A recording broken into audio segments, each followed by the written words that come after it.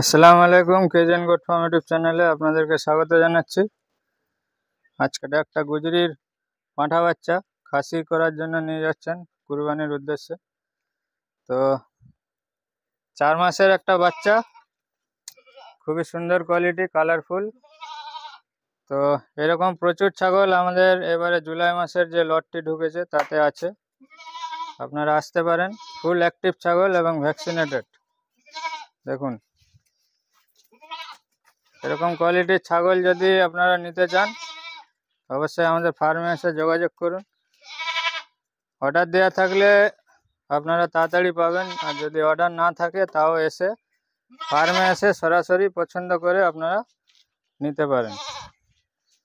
এই ছাগলটার ওজন আছে 22 কিলোর মধ্যে, 21 কিলো সামথিং কিছু ওজন আছে, এবং এর দাম পড়েছে আমাদের কাছে 11,500 টাকার মতো। 21 কিলো 200-র মতো ওজন আছে। তো সিরোহি গুজরি এরকম আমাদের 550 থেকে 580 টাকার মধ্যে রেট থাকে প্রতি কিলো ওজনে। আর ক্রস ছাগল 430 টাকা থেকে শুরু।